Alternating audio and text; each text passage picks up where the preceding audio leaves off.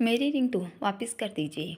एक शर्त पर रिंग वापस दूंगा। क्या तुम जाने की बात नहीं करोगी? जब तक मैं न चाहूँ। उसकी नज़रें उत्तर की प्रतीक्षा में आहाना के चेहरे पर जमी थी। ऐसे कैसे हो सकता है? आहाना उसकी शर्त से हैरान थी। क्यों? मैं यहाँ कैसे रह सकती हूँ? तुम्हें कोई परेशानी नहीं होगी? बात परेशानी की नहीं है तो फिर किस बात की है? पहले मेरे पास आसरा नहीं था तो यहाँ रहना मजबूरी, पर अब यहाँ किस हक से रहूँगी? हम दोनों ही पब्लिक फिगर हैं। क्या यह मीडिया से छिपा रहेगा? न जाने कैसी कैसी खबरें छाप देंगे। लोगों का काम है कहना, इग्नोर करना सीखो। सब आप जैसे नहीं होते। मेरे लिए जवाब देना मुश्किल हो जाएगा। मेरे करियर पर भी असर पड़ेगा। तुम्हें करियर की चिंता करने की ज़रूरत नहीं है। मैं जल्द ही अपना खुद का प्रोडक्शन हाउस खोलने वाला हूँ। उसके पास उसके हर प्रश्न का जवाब था। खुद को फंसा महसूस कर रही थी। जब तक आप बिल्कुल ठीक नहीं हो जाते, बस तब तक रहूँगी। जैसे ही शूटिंग शुरू होगी मैं चली जाऊँगी, ताकि बाहर ये खबर न फैले। जाना ज़रूरी है क्या? हाँ। क्यों? मैं कब तक यहाँ रह सकती हूँ? जाना तो पड़ेगा। और खुराना साहब भी मुझे यहाँ नहीं रहने देंगे। उन्हें पसंद नहीं आएगा। आखिर मन की बात बोल ही दी। जब तक मैं बिल्कुल नहीं ठीक नहीं हो जाता, तब तक बेशक कोई बुलाने आए, तुम नहीं जाओगी। खुराना सुनते ही क्रोध से तलमिला गया। हाँ, सुनकर वह मुस्कुरा दिया। अब आप जाइए, सो जाइए। मुझे भी नींद आ रही है और हो सके मेरी ही लौटा दीजिए। वह रिक्वेस्ट करती है। Okay, good night. वह उठा और बाहर की तरफ मुड़ा कि सामने हिमानी जी खड़ी थी। न जाने कब से खड़ी होंगी। उसने ध्यान ही नहीं दिया। उन्हें देख चौंक गया, पर वह सब सुन रही थी। कुछ नहीं बोला। दोनों ने एक दूसरे को देखा और फिर नजरें नीचे कर तेज कदमों से चला गया। उसके जाने के बाद उन्होंने एक नज़र आहाना पर डाली और उसके बाद पीछे मुड़ गई और चलती भूमि के कमरे में आ गई। दरवाज़ा खुला ही था। हल्का सा धक्का दिया तो खुल गया। देखा कि भूमि के हाथ में कुछ था जो उन्हें देख उसने छिपा लिया। धीमे कदमों से अंदर आ गई। मॉम, आप? अचानक उन्हें देख हड़बड़ा सा गया। हाँ, मैं नहीं हो सकती क्या? प्रश्न सूचक नजरें उस पर टिकी थी। क्यों नहीं? सहज होने की कोशिश में बोला। बैठ जा। डॉक्टर ने तुझे ज़्यादा खड़े रहने को मना किया है। पैर पर जोर पड़ेगा तो प्रॉब्लम भी हो सकती है। उसका ध्यान अपने पैर में गया। काफ़ी देर से खड़ा है, जिस वजह से उसे वाकई में दर्द महसूस हो रहा था। मैं बिल्कुल ठीक हूँ मॉम। वह आकर बेड में बैठ गया। मुट्ठी कस ली जो उन्होंने देख ली। छिपा क्या रहे हो? पूछा। कुछ कुछ नहीं। दिखाओ। हाथ सामने किया तो रिंग थी। आहाना की रिंग लौटाने जा रहे हो? नहीं, उसने इनकार किया। तो आपको क्या लगता है कि मैं उसे दूंगा? लौटानी तो पड़ेगी। आहाना के नाराज होने का डर न होता तो इसे गटर में फेंक देता, गुस्से में दांत पीसे। ऐसे कब तक आहाना को परेशान करता रहेगा? सबसे ज्वलंत सवाल था जो कब से शोर कर रहा था। परेशान? हाँ, परेशान। इसे परेशान करना ही कहते हैं। मैं उसे प्रोटेक्ट कर रहा हूँ। उसने कहा कि उसे प्रोटेक्शन चाहिए। नहीं, फिर? पता नहीं। इरीसा की जगह आहाना हो गई है ना? नहीं, उसने नजरें चुराई। अच्छा, तो इरीसा कहाँ है आजकल? मुझे क्या पता। ऐसा नहीं हो सकता कि तुझे पता ना हो कि वह कहाँ है। तू तो उसकी हर जानकारी रखता है, तो पता होगा कि वह यूएस में सेटल हो गई है। व्हाट? क्या ये सच है? हाँ मॉम, मैं वाकई में पिछले कई महीनों से उसके बारे में नहीं सोचा, न कोई जानकारी हासिल की। इवन लास्ट टाइम मैं उसे उस पार्टी में ही मिला था जहाँ वो अपने हस्बैंड के साथ आई थी। पर यह सच है, मैं अब नहीं सोचता उसके बारे में जैसे पहले सोचता था, क्योंकि उसे यह सब पसंद नहीं। हाँ जानती, इसलिए पूछा क्योंकि अब बहाना हो गई है, उसके बारे में सोचना है। उसने पूछने पर वह चुप हो गया। शायद जवाब नहीं था उसके पास। क्या मेरे मन में ऐसी रिंग आहाना के हाथ में मैं पहनाने का नहीं करता? बोला। उसका मन टटोला। नहीं। आंखें कस कर बंद कर ली। क्यों? मैं जानता हूँ कि वो एक्सेप्ट नहीं करेगी। क्यों? उसकी नज़रों में मैं बुरा हूँ ना? वो मेरी दी कोई चीज़ एक्सेप्ट नहीं करेगी। सब कुछ जानते हुए भी तू यह सब कर रहा है। तुझे पता है कि तेरी ऐसी बचकानी हरकतों से उसकी नज़रों में तेरी इमेज खराब होती है। फिर भी ये सब क्यों करता है? तुझे उसकी नज़रों में अच्छा बनना था और तू काम ऐसे करता है कि विलेन बन जा नज़र आता है। मैं जो हूँ वो हूँ। हीरो की इमेज बनाकर मुझे क्या करना? मैं विलेन बनकर ही खुश हूँ। शादी का ख्याल नहीं आता। मतलब कि आहाना से शादी का ख्याल नहीं आता। वो नहीं करेगी। तो करना चाहता है कर लेता, पर जानता हूँ वो मुझे पसंद नहीं करती। फिर भी उसे यहाँ ले आया। वह उस अभिराज खुराना के जाल में फंस रही है। मॉम, समझाइए उसको, मुझसे शादी नहीं करनी तो मत करे, पर अभिराज खुराना से दूर रहे। वो उसे बर्बाद कर देगा। बाद में वो पछताएगी। अगर वो उससे शादी करना चाहेगा, नहीं करेगा। मुझे उसके तेवर बदले नजर आ रहे हैं। नहीं करेगा बोला ना। अगर आहाना तुझसे शादी को हाँ बोलेगी तो करेगा? शायद। बहुत बड़ा प्रश्न था कि वह भी चौंक पड़ा। क्या वो मानेगी? यदि मान गई तो नहीं मानेगी। वह बेड में लेट गया। मॉम, मैं अब सोना चाहता हूँ, मेरी मेडिसिन दे दीजिए। पैर में दर्द हो रहा है। ये उठकर उसको दवाई देती हैं और अब वो सो जाता है। उन्होंने भूमि का मन जांचना चाहा और उसने स्वीकार लिया कि वह शादी करना चाहता है, पर सोच में है कि आहाना क्या विराज के जाल से निकल पाएगी? कभी टूटेगा उसका भ्रम जाल, या फिर वाकई में अविराज उसके प्रति नेक इरादा रखता है और ये रिंग महज गिफ्ट है या स्पेशल? आज स्वार्थी हो रही थी। जब से भूमि की आंखों में आहाना के लिए प्यार देखने लगी हैं, न जाने क्यों चाहने लगी हैं कि अविराज शादी का इरादा न बदले। पहले ये चाहती थी कि अविराज शादी करे और रूल्स के साथ उसका घमंड टूटे, पर इस बार नहीं चाह रही कि उसका रूल टूटे। भूमि को नींद आ गई और उसके हाथ से वह रिंग छूट गई तो वह हाथ में उठा ली। दरवाज़ा बंद कर आहाना के कमरे में आ गई ताकि उसका मन टटोल सके। वह दरवाज़ा बंद कर चुकी थी। खटखटाने पर उठ खड़ी हुई। सामने हिमानी जी को देख चौंक गई। क्या हम बात कर सकते हैं? उन्होंने पूछा। आइए। उसके कहने पर वह अंदर आकर उसके साथ बेड में बैठ गई। कुछ समझ नहीं आ रहा था कहाँ से बात शुरू करें। एक नज़र पूरे कमरे पर डाली, फिर बोली, अगर तुम्हें यहाँ ठीक न लगे तो तुम्हारे लिए गेस्ट रूम खुलवा देती हूँ। नहीं मैम, ऐसा क्यों कह रही हैं? मैं क्या कोई गेस्ट हूँ? नहीं, तुम भी इस परिवार का हिस्सा हो, मेरी बेटी जैसी हो। हाँ, तो यही अच्छा है। इस कमरे में भी मेरी यादें जुड़ी हैं, बल्कि मुझे भी दोबारा यहाँ आकर अच्छा लगा। वो कैसे?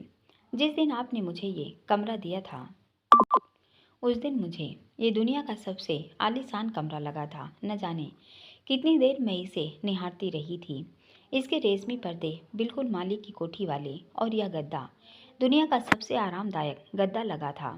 वह मुस्कुरा रही थी। अच्छा हाँ, आपने मुझे मेरा अलग कमरा दिया। मुझे अपने पिए या मेड नहीं बल्कि इंसान समझा था। इस बेड पर बैठते पहले मुझे डर भी लगा था। क्यों? एक बार मैं गलती से मालकिन के बेड पर बैठ गई थी तो उन्होंने वो चादर ऐसे खींच ली थी मानो मैंने उनके बेड में बैठकर गुनाह कर लिया हो। मैं जैसे कोई कालिक हूँ जिसने बेडशीट गंदी हो गई। पर आपने न बल्कि मुझे अपना कमरा दिया, इतना आलीशान बेड दिया जैसा मैंने कभी नहीं देखा था। भूमि जी का व्यवहार छोड़ दूँ तो आपने, अर्चित जी ने, यहाँ तक कि यहाँ के स्टाफ ने भी मुझे प्यार दिया, अपनापन दिया। इसलिए इस घर से मेरी भी यादें जुड़ी हैं। आहाना से न बनने का सफ़र भी तो यहीं से शुरू हुआ। अर्चित जी मेरी फ़ोटोज एग्जीबिशन में न भेजते तो आज मैं मॉडल भी ना होती। इस सफ़र में जिन लोगों ने मेरी मुश्किल बढ़ाई, मुझे तकलीफ़ दी, मैं उन्हें भूल सकती हूँ, पर उन्हें नहीं जिन्होंने आगे बढ़ने में मेरी मदद की। आप हो, अर्चित जी हो या खुराना साहब हों। उसका स्वर भारी हो गया। कितनी बार कहा है कि पुरानी बातों को याद कर दुखी मत हुआ कर। और किसी ने तुम्हें कुछ नहीं दिया। ये सब तुम्हारी मेहनत का नतीजा है। और वो कहते हैं ना कि जब आपकी मेहनत की सही समय से मुलाकात होती है तो उसे ही किस्मत कहते हैं। जो तुम्हारी मेहनत की भी सही समय और सही लोगों से मुलाकात हुई, तभी तुम इस मुकाम पर पहुंची हो। और अच्छा लगा जानकर कि तुम अतीत को याद रखती हो। रखना भी चाहिए, पर सबक के तौर पर, ना कि दुख के तौर पर। आसमान में उड़ान भरने के लिए के साथ ज़मीन में पैर नहीं छोड़ने चाहिए। जो लोग अक्सर इस मुकाम पर पहुँच कर करते हैं। जी मैम। ये लो। उसकी तरफ रिंग बढ़ाई तो उसने झट से ले ली। चेहरे पर मुस्कान आ गई। मेरी रिंग? हाँ। वह मुस्कुरा दी। कभी कभी भूमिक जी को पता नहीं क्या हो जाता है, उनका कुछ समझ नहीं आता। बताइए, उन्हें इस रिंग से क्या दिक्कत है? फटाफट से अंगुली में पहन ली। बहुत खूबसूरत है। Thank you. अविराज ने दी ये रिंग। हाँ, बोलते हुए शर्मा दी। प्यार करती हो उससे? उसके चेहरे पर उभर आई चमक देख अंदाजा लगाया तो वह उनकी तरफ देखने लगी। पता नहीं, गहरी सांस ली। क्यों पता नहीं? हमारे बीच प्यार जैसा तो कुछ नहीं, पर क्या? फिर भी एक रिश्ता है जो ट्रेन में पहली मुलाकात से अब तक चल रहा है। उन्होंने कभी नहीं कहा कि मुझसे प्यार करते हैं। उन्हें तो प्यार पर विश्वास नहीं है, तो ये रिंग गिफ्ट समझ कर दी है। हाँ, रिंग ही क्यों, क्या शादी का इरादा रखता है वो? उनकी जांचती पर नजरें उसके चेहरे पर टिकी थी। श्योर तो नहीं हूँ कि शादी करेंगे, पर ये रिंग देने का मतलब उनके मन में भी कुछ होगा। इट मीन्स तुम श्योर नहीं? नहीं, न तुम उससे प्यार करती हो न वो तुमसे प्यार करता है। फिर ये कैसा रिश्ता है और इसका भविष्य क्या है? पता नहीं। किसी भी रिश्ते में प्रेम होना जरूरी है, तभी वो मजबूत होते हैं और टिकते हैं। ऐसा जरूरी भी नहीं। क्यों? इस छोटी सी उम्र में इतना कुछ देख चुकी हूँ कि लगता है न जाने कितने जीवन जी लिए तो समझने लगी हूँ कि सब कुछ हमारे मन मुताबिक हो ये ज़रूरी नहीं, बल्कि हमें जैसी परिस्थिति मिले उसके हिसाब से रहना पड़ता है। तुम्हारी कहानी भी दर्द भरी है, इसलिए मुझे अपनी सी लगती है। तुम्हारी मुश्किलें मुझसे ज़्यादा थी। मैं संपन्न परिवार से थी तो आर्थिक तौर पर मजबूत थी, इसलिए अपने आत्मविश्वास से समझौता नहीं किया। पर गरीब होना भी एक लड़की होना अपने आप में अभिशाप है, और तुमने यह सब झेला है। जी, गरीबी भी कट जाती है अगर अपने साथ हों, पर गरीबी से अधिक कष्टकारी है भरी दुनिया में अकेला होना। वो समय भी देखा है जब साया भी पहचानने से इनकार कर दिया। बुरे वक्त में सब साथ छोड़ देते हैं, यहाँ तक कि प्यार भी। क्या तुम किसी से प्यार करती थी? जी, मैंने भी प्यार किया था, पर क्या? अमीर गरीब की खाई इतनी ज़्यादा थी कि हमें दूर करने की कोशिश हुई और वह परिवार में के आगे झुक गया। क्यों? एक गरीब लड़की से कौन रिश्ता जोड़ना चाहेगा? मैं उसे प्यार करती थी और वो मुझसे। फिर भी हम साथ नहीं हैं। आज की डेट में मैं वापस उसके पास जा सकती हूँ, वो भी चाहता है, पर मैं जा नहीं सकती। क्यों? अब प्यार नहीं करती। हकीकत की खुददारी ज़मीर पर चलते यदि प्यार के पैर घायल होने लगे और एक वापस मुड़ जाए, आपको अकेला छोड़ दे और बाद में वापस लौट आए, तो क्या वापस मुड़ना संभव है? शायद नहीं। फिर वो पहले वाली बात भी नहीं रहती। आप भी तो अभिलाष जी से प्रेम करती थी, आपकी तो शादी भी हो गई थी, बच्चे भी हो गए थे, फिर भी आपकी नहीं बनी। अलग हो गए। अब वो अपनी गलती को मानेंगे तो क्या आप उन्हें माफ़ कर देंगी? शायद नहीं। मैं भी नहीं कर पाई। खुराना साहब मुझसे प्यार नहीं करते, न मैं उनसे करती हूँ, पर वे उस हर जगह मौजूद होते हैं जहाँ मुझे उनकी ज़रूरत होती है। आइलैंड पर भी वे नहीं आते तो न मैं यहाँ होती न भूमि जी। इससे प्रूव होता है कि सिर्फ प्यार ही जीवन में खुश रहने की ज़रूरत नहीं, बल्कि होनी चाहिए किसी रिश्ते को निभाने की साफ नियत और इच्छा शक्ति। तभी तो एक मामूली सा कथन अनमोल वचन हो जाता है, और कभी अग्नि को साक्षी मान लिए 7 वचन भी झूठे। खुराना साहब ने मुझसे कोई वादा नहीं किया, पर वो मेरे साथ देखते हैं और मेरे लिए ही काफ़ी है। तुम्हारी बात बिल्कुल ठीक है। रिश्ता निभाने का जज्बा होना चाहिए, फिर वो किसी भी परिस्थिति में निभाया जा सकता है। फिर भी कहूँगी कि किसी भी रिश्ते को नाम देकर उसे खूबसूरत बना देना चाहिए। बेनाम रहे तो उनकी इज्जत नहीं, जो अभिराज नहीं देना चाहता। क्या वो कभी शादी करेगा? पता नहीं। मैं उसे अच्छे से जानती हूँ। वो अपनी बातों का पूरा पक्का है। जो एक बार ठान लेता है करके रहता है। क्या तुम उसे शादी के लिए मना सकती हो? मैंने कोशिश की पर नहीं माना। कहाँ सोचूंगा। तुम चाहती हो शादी करना? हाँ, पर वो वो कहते हैं पहले मेरा करियर बनना ज़रूरी है। हो सकता है ये उसका बहाना हो। नहीं, श्योर, हाँ। तुम्हें भूमि कैसा लगता है? उनकी नज़रें उसके चेहरे पर टिकी थी। मतलब ये कि जैसे अभिराज के लिए तुम्हारे मन में एक तस्वीर है। तुम उसे प्यार नहीं करती, पर उसकी पर्सनालिटी से अट्रैक्ट हो, उसके हेल्पफुल नेचर से प्रभावित हो, और ओवरऑल बात करें तो उसे पसंद करती हो। जी। और वह शादी करना चाहेगा तो शादी भी कर लोगी, राइट? जी। वैसे भी भूमि के बारे में तुम क्या राय रखती हो, क्या सोचती हो? ये प्रश्न कैसा है? जानती हूँ कि भूमि तुम्हारे साथ कभी कभी बहुत ज़्यादा रूड हो जाता था, गलत बर्ताव करता था। सीरियसली मुझे भी यह सब बहुत बुरा लगता था, और इस वजह से मैंने उसे कई बार समझाने की कोशिश भी की, यहाँ तक कि उस पर सख्ती भी की, उस पर फाइनली बैन भी लगाया। पर अब तुमसे चिढ़ने की वजह उसकी असल वजह समझ आई है। वह दिल का बुरा नहीं है, पर बचपन से उसे जो हालात मिले जिनमें उसकी परवरिश हुई है कि वह ऐसा हो गया है। चाइल्डहुड के से पारिवारिक कला देखा। मैं अधिकतर शूटिंग पर होती तो उसे अकेला रहने पड़ता। एक इनसिक्योरिटी उसके अंदर घर करती गई, जिस कारण वह इलिसा के मामले ओवर पॉजिटिव रहता कि कहीं वह उसे छोड़कर न चली जाए। उसने गुपचुप शादी कर ली तो आहत हो गया। वह दुखी था, इधर उधर अपना गुस्सा निकालता, पर उसने उसे कभी नुकसान पहुंचाने की कोशिश नहीं की। हाँ, तुम्हारे साथ वह ज़्यादा रूठ रहता है, पर यह भी सच है कि वह बदल रहा है। तुम चाहो तो उसे संभाल सकती थी। मुझे भी एक होप नजर आई थी।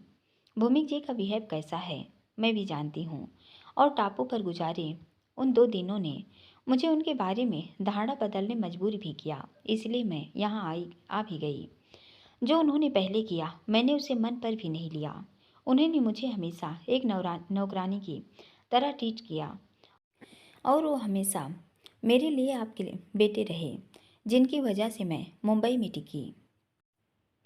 बस इतना ही कि वह मेरा बेटा है। इसके अलावा तुम्हारे मन में, तुम्हारी नज़रों में उसके लिए कोई जगह नहीं है। अगर ऐसा है तो एक बार फिर सोचो। इस सब के पीछे की वजह है जो वो ऐसा नहीं है जैसा दिखता है। वह तुम्हें प्रोटेक्ट करना चाहता है। अविराज से दूर रहने भी इसलिए कहता है कि उसे लगता है कि वह तुमसे कभी शादी नहीं करेगा। तुम भूमि के साथ आइलैंड पर रही, उसने तुम्हारे साथ वहाँ कोई बदतमीजी नहीं की। नहीं ना, नहीं। वो बस जानकर सब कुछ करता है। हाँ, पर क्यों? वो किसी को तुम्हारे आसपास बर्दाश्त नहीं कर पाता, और उसकी वजह है कि उसकी ज़िंदगी में इलिसा की जगह तुम हो गई हो। यह सुनकर रहाना हैरानी से उन्हें देखने लगी। मैं? आप क्या कह रही हैं? हाँ, पर मैं तो खुराना साहब, वो तुम्हें प्यार नहीं दे सकता, न परिवार दे सकता है, जबकि भूमि तुम्हें सब कुछ देगा। बिना नाम के रिश्ते में कब तक रहोगी? क्या तुम नहीं चाहती तुम्हारा परिवार हो? उसका व्यवहार भी शादी के बाद बदल जाएगा, तुम्हें पूरा विश्वास है। कुछ कुछ हरकतें उसकी भी अभिलाष जैसी हैं। वो भी ऐसे ही ओवर पॉजेसिव थे, प्यार बहुत करते थे, पर संभालना नहीं आया और मैं चिढ़ जाती। फिर भी हम साथ रहे और रहते भी। अगर हमारे घर वाले समझदारी दिखाते, हमारे झगड़ों को हमारे परिवार ने कम करने के बजाय बढ़ावा दिया, जिस कारण हम न चाहते हुए भी अलग हो गए। इधर से मेरे पापा जो अभिलाष को यहाँ लाना चाहते थे, उधर से उनकी फैमिली जिन्हें लगता कि मैं उनकी प्रॉपर्टी व बिजनेस हथियाना चाहती हूँ, उन्होंने चाहा ही नहीं कि हम साथ रहें, जिस वजह से अभिलाष की हालत दिन प्रतिदिन बिगड़ती गई। वे मुझे भी चाहते थे और अपने परिवार को भी, आखिर झुक गए परिवार के आगे और हम अलग हो गए। पर न कभी अभिलाष ने, न मैंने अलग होने के बाद किसी और के बारे में सोचा। ये क्या कह रहे हैं? हाँ, ये पछतावा था हमारी गलती का। कौन सी गलती का? अपने प्यार के बीच हमने तीसरे को बोलने को आने का मौका दिया। यहाँ से मेरे पापा और वहाँ से अभिराज और उसकी माँ। ये क्या कह रही हैं? ये 3 लोग जिन्हें हमारे टूटते रिश्ते को बचाने का प्रयास करना चाहिए था, वही इसे बिखारने के जिम्मेदार हैं, क्योंकि हमने वजह दी इन्हें हमारे बीच बोलने की। पर खुराना साहब तो आपको गलत मानते हैं। अपना सिक्का बेशक खोटा हो, तब भी उसमें खोट नज़र नहीं आती। दूसरे में थोड़ा भी धब्बा दिख जाए तो काला घोषित कर देते हैं। मुझे खुराना साहब ने आधी सच्चाई या यूँ कहिए अपनी तरफ की साइड दिखाई। वो आपसे नफरत करते हैं, जबकि भूमिक जी के लिए इतनी नफरत नहीं है, सॉफ्ट कॉर्नर है उनके मन में। शायद इसीलिए कि उनके भाई का बेटा है। हाँ शायद। मैम, जैसा आप सोच रही हैं वो सब संभव नहीं, पर मैं वजह जानना चाहती हूँ कि क्यों आप खुराना परिवार की बहू से मात्र आरवंशी बनकर खुश हैं? क्यों टूटने दिया अपने रिश्ते को?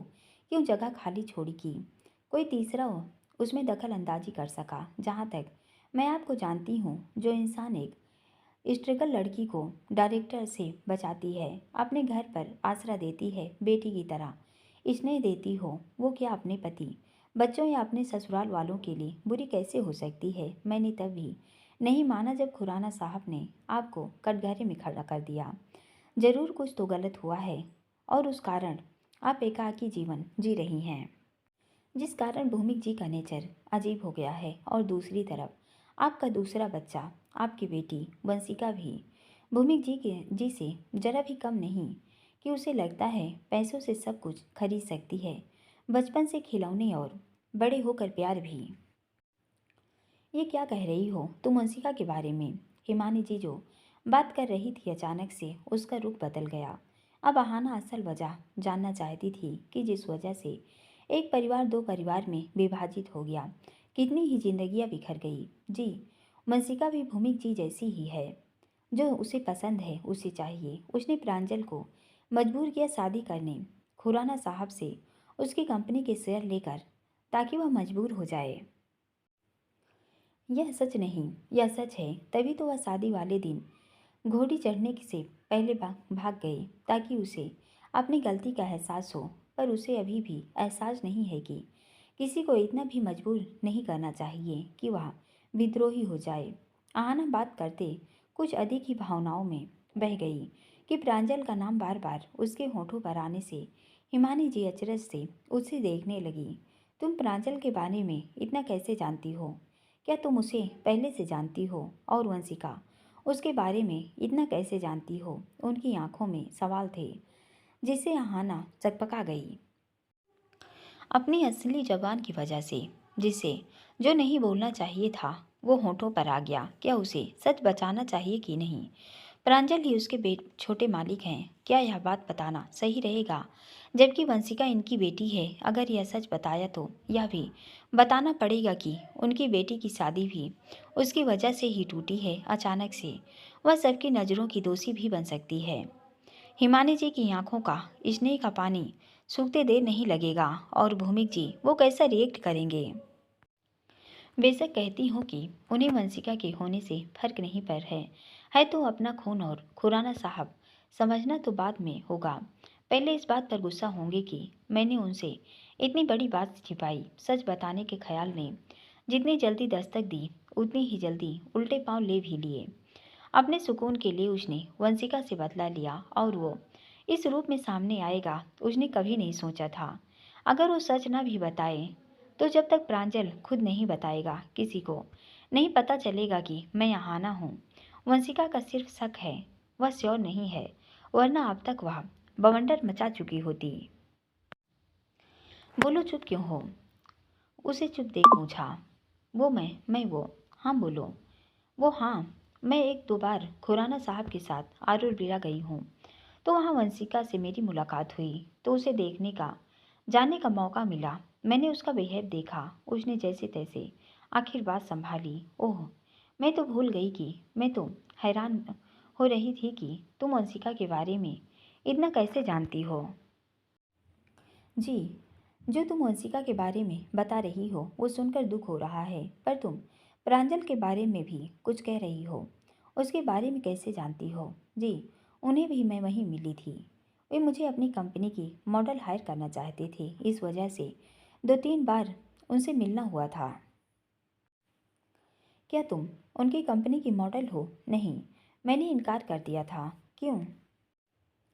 वे खुराना साहब की फैमिली से बिलोंग करते थे। मैं नहीं चाहती थी कि उनसे कोई बिजनेस रिलेशन रखूं। क्यों? वो मेरे दोस्त हैं। मैं नहीं चाहती थी कि दोस्ती और पैसे को एक साथ मिलाऊं। जब उनको इनकार कर दिया तो वो भी उसी फैमिली का हिस्सा थे। उनको कैसे हाँ करती। बस यही वजह से इनकार की। खुराना साहब की असलियत जाने बिना मैं उनसे पहले मिल चुकी थी। मैं जानती थी कि जिस शख्स के कंपार्टमेंट में छिपी हूँ वो अविराज खुराना है। ना उन्होंने बताया। हाँ, बातों बातों में अपना लाइफ स्टाइल जीवन के प्रति सोच उन्होंने ज़रूर बताई थी। जब वे सो रहे थे उनके पर्स से 500 रुपये बिना बताए लेकर मैं मुंबई में उतर आई थी, क्योंकि जब मैं घर से निकली थी तो मेरे पास सिर्फ 10 रुपये थे जो ऑटो का किराया दे चुकी थी। उन 500 में से मैं वान्या के पास पहुंच गई। फिर एक दिन खुराना साहब से दोबारा मुलाकात हुई तो पता चला कि वे तो बहुत बड़े आदमी हैं। उन्होंने मुझे एक ब्रेसलेट गिफ्ट किया। उसे बेचकर ही मैंने अपनी मॉडलिंग के ब्रांड के पैसे भरे थे। उसके बाद तो आपको सब पता है कि क्या हुआ। वे मुझे घर के सदस्य जैसे मानते हैं तो सबके बारे में जानती हूँ। वर्धमान सर भी मुझसे 2-3 बार मिले थे। साथ में वंशिका होती थी, पर उसका बेहद बेहद बुरा होता था। इनफैक्ट उसकी शादी के लिए जिस डिजाइनर के पास लहंगा तैयार करने को दिया गया था, ए जॉब मॉडल, उन्होंने मुझे बुलाया। मैंने वो लहंगा ट्राई करके उन्हें दिखाया तो वंशिका भड़क गई और उसने वो पहनने से यह कहकर इनकार कर दिया कि एक मामूली मॉडल का पहना लहंगा नहीं पहनेंगी। उन्होंने अपने लिए दूसरा लहंगा तैयार करवाया। अनफॉर्चुनेटली वो शादी भी नहीं हुई, पर मुझे पूरा यकीन है कि वे वंशिका के ऐसे बिहेव की वजह से नाराज होकर गए होंगे ताकि उसे सबक सिखा सके। क्या ये सच है? हाँ। आहाना ने एक गहरी सांस ली, यह सोचकर कि वह बात बदलने में कामयाब रही। वर्धमान सर भी उस दिन साथ में थे।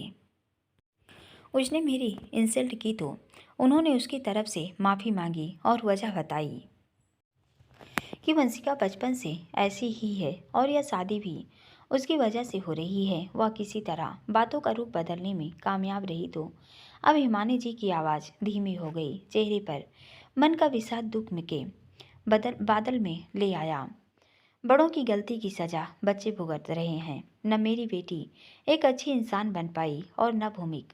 दोनों ही बचपन से प्यार के लिए तरसते रह गए। पहले पेरेंट्स के प्यार के लिए और अब अपने प्यार के लिए। ऐसे लगता है दोनों की किस्मत में प्यार ही नहीं था, तभी दोनों के साथ ऐसा हो रहा है। कहती हुई फपक पड़ी। आहाना ने पहली बार उन्हें ऐसे रोते हुए कमज़ोर और बेबस देखा। मैम, इस तरह मत रोइए, अच्छा नहीं लग रहा है। आप हमेशा मजबूत और सशक्त ही अच्छी लगती हैं।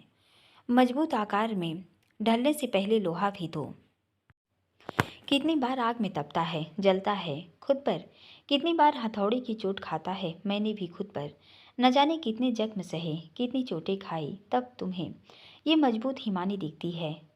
पर इस दौर से गुजरते वो समय कैसे व्यतीत किया मैं ही जानती हूँ। आना, मैं ही जानती हूँ। पति से दूर होकर परिवार खोया, बेटी की दुश्मन बनी, सबकी नज़रों में बुरी बनी, ताकि अपने आत्मसम्मान से समझौता न करूँ और एक सम्मान का जीवन चुन सकूं। वरना अभिराज ने कोई कसर नहीं छोड़ी थी मुझे तोड़ने में, झुकाने में और बर्बाद करने में। बोलते हुए वो फिर से फपक पड़ी। ये क्या कह रही हैं? सही सुन रही हो। ये डार्क साइड है अभिराज की। जब वो जिद पर आता है तो अच्छा बुरा, उचित अनुचित किसी बिंदु पर विचार नहीं करता। जो ठान लिया वो करना है, बेशक नैतिक तौर पर गलत ही क्यों न हो। जब तक उसने हमारी आरबंसी कंपनी बंद नहीं करवा दी, उसे चैन नहीं आया। सिर्फ और सिर्फ अपने ईगो को सेटिस्फाई करने के लिए, मुझसे बदला लेने उसने वंशिका को कभी मेरे पास नहीं आने दिया, ना विलास को आने दिया। वरना क्या वो नहीं आना चाहते थे? आज जो वंशिका है उसी के कारण है। उनका चेहरा तमतमा गया।